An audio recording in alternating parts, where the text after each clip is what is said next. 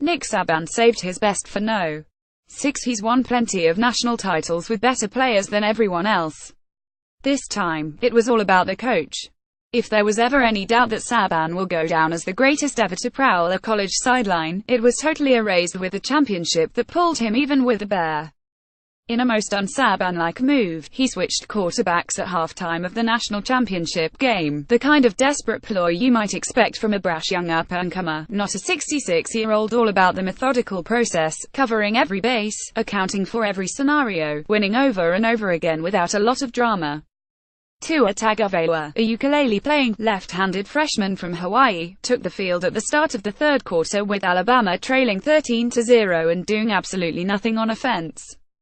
The Tide had accounted for just 4 first downs and 97 yards with two-year starter Jalen Hurts taking the snaps, but it was a bold decision nonetheless by the wily old coach.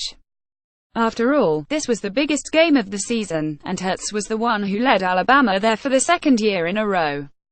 He's a proven winner, having lost only 2 out of 28 games coming into Monday night, and it certainly would have been a safe bet to stick with him a little longer.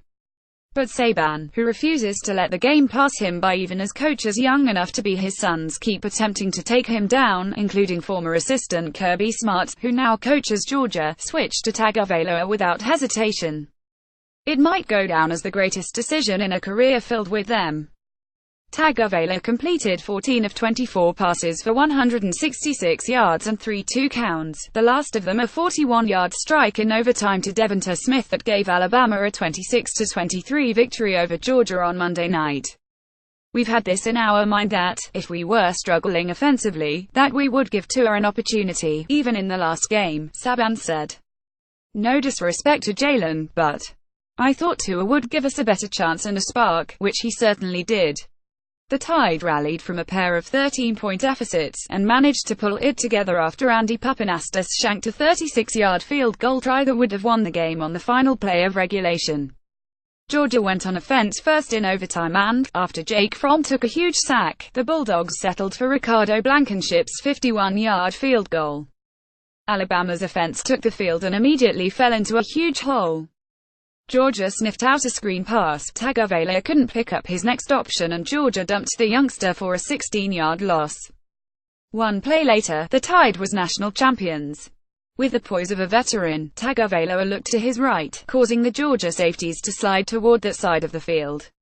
Then he swung the other way, launching a pass to Smith streaking down the left sideline.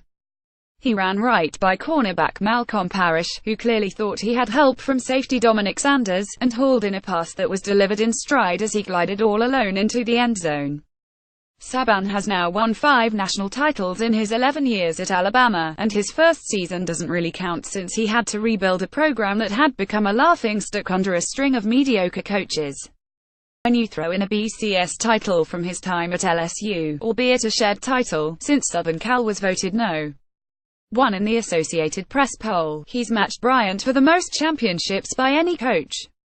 And, really, Saban has the edge. One of Bryant's titles comes with a huge asterisk. In 1973, the Tide finished no. 1 in the coaches poll, which was finalized before the bowls.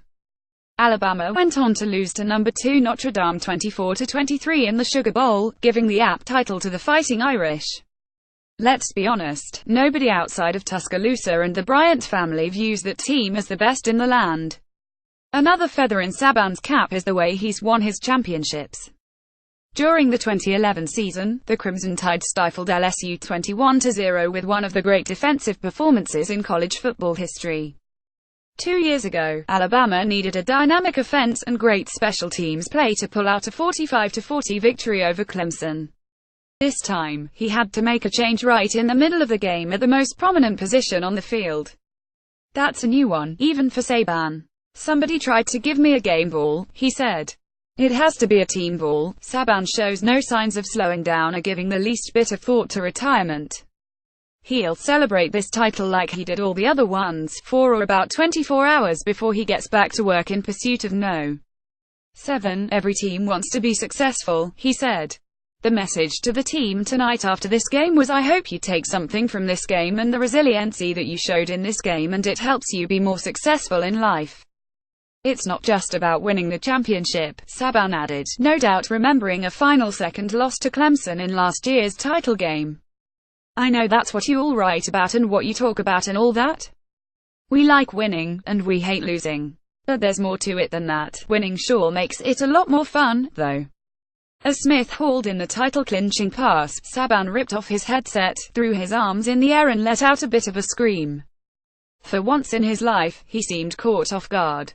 It only lasted a moment. I couldn't believe it, Saban said, shaking his head and repeating himself. I could not believe it. Follow Paul Newberry on Twitter at www.twitter.com/Newberry1963. His work can be found at https://appnews.com/search/Paul Newberry. For more app college football coverage, www.collegefootball.app.org and www.twitter.com/app. Top 25.